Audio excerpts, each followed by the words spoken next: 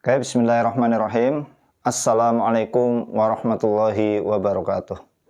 Teman-teman yang budiman yang dirahmati oleh Allah Subhanahu wa taala dan yang selalu bahagia ria.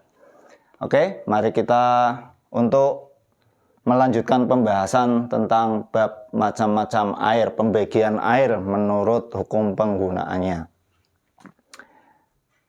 Kemarin sudah kita bahas air yang pertama, yaitu air suci, mensucikan serta tidak makruh digunakan atau yang disebut air mutlak, udah kita bahas. Terus yang kedua, air suci mensucikan tapi tidak makruh digunakan, udah kita bahas juga. Dan yang ketiga, air suci yang tidak mensucikan. Nah, inilah yang kita bahas.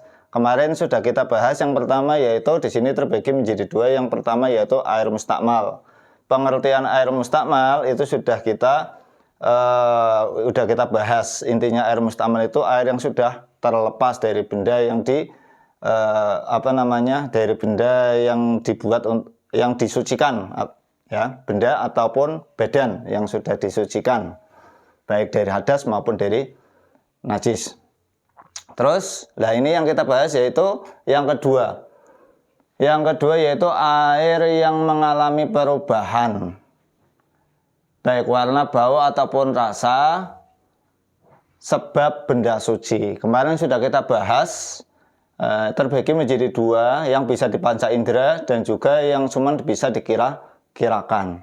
Kemarin sudah kita bahas masalah di air mutlak bisa menjadi air yang suci tapi tidak mensucikan. Ini syarat-syaratnya yang kemarin. Sebelum kita melanjut ke yang keempat, ya, kemarin kan saya sudah bilang bahwasanya yang namanya air yang mengalami perubahan tersebut itu terbagi menjadi dua. Yang pertama itu bisa dipanca indera. Ini kemarin sudah kita bahas. Terus yang kedua hanya bisa dikira-kirakan. Lah ini ya yang akan kita bahas, yang dikira-kirakan. Untuk mengalami perubahan seperti 4 syarat di sini, itu ketika dikira-kirakan itu bagaimana? Nah, kalau nggak dikira-kirakan bisa dilihat panca indera, itu mudah.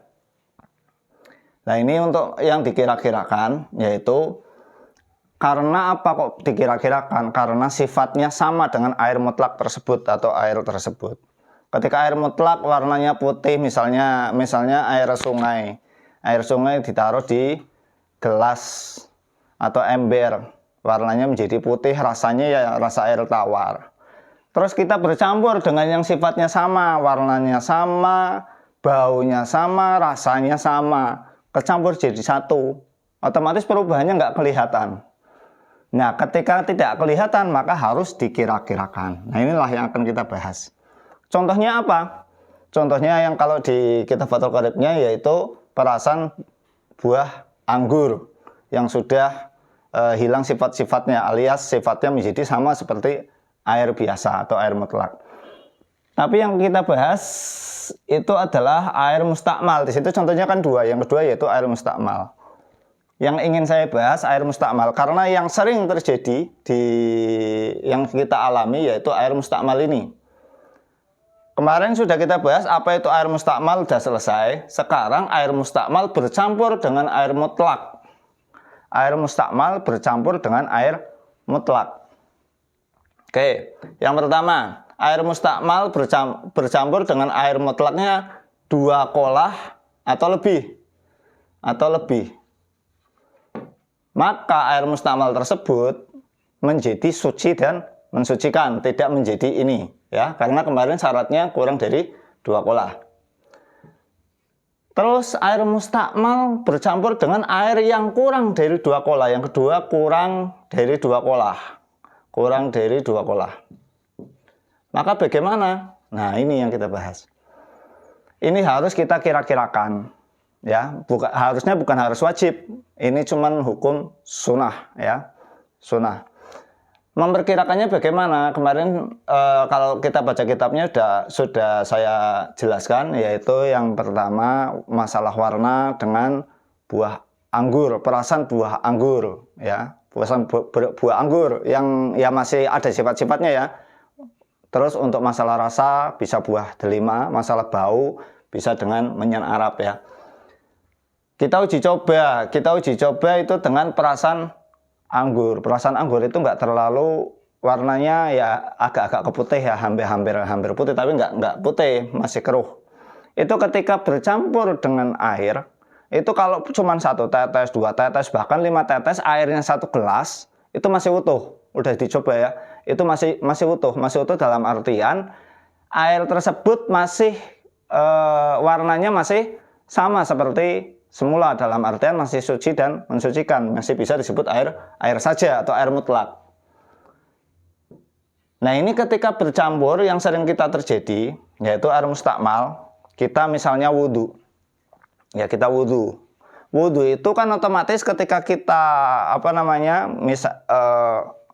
kita membasuh yang wajib, misalnya membasuh muka atau membasuh kedua tangan, itu kan ada cipratan-cipratannya. Nah di situ ternyata cipratan-cipratannya masuk ke dalam ember yang berisi air, taruhlah airnya 100 liter, airnya cuma 100 liter. Di sini kita wudhu nyiprat ya, cipratannya ya, ingat ya, cipratannya aja. Nah terus apakah air ember di sini menjadi air mustakmal? Ternyata jawabannya tidak. Karena cuma tetesan-tetesan aja. Kalau tetesan-tetesan itu ketika bercampur dengan air 100 liter, nggak usah 100 liter, 1 gelas saja atau 1 gayung saja, itu nggak menjadikan air tersebut menjadi air mustakmal ya.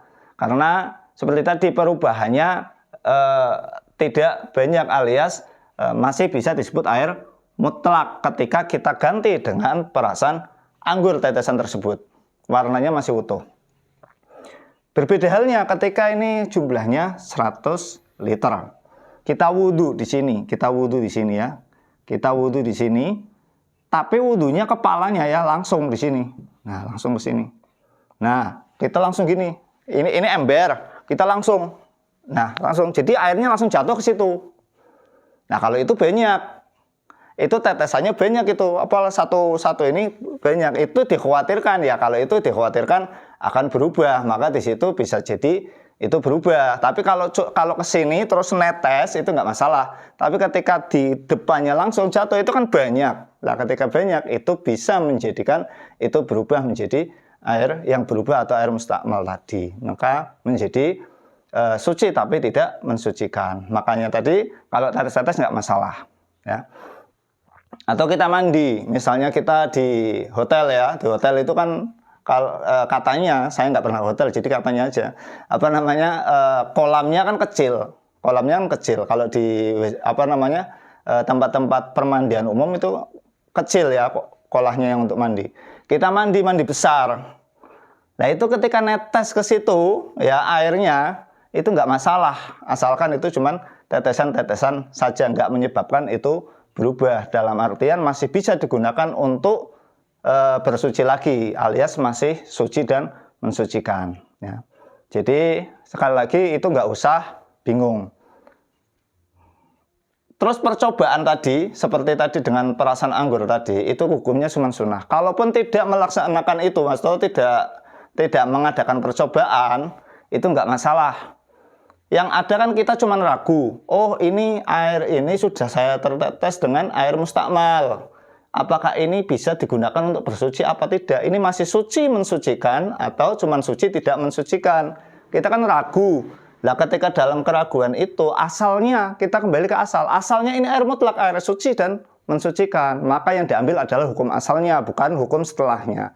Dalam artian berarti itu tetap suci dan mensucikan. Ya, oke, untuk penjelasan air suci tapi tidak mensucikan, yang bercampur yang sifatnya cuma bisa dikira-kirakan ya, yang bercampur dengan air mutlak saya kira sudah jelas dan sudah paham. Kiranya untuk kita lanjutkan keempat setelah video selanjutnya. Wassalamualaikum warahmatullahi wabarakatuh.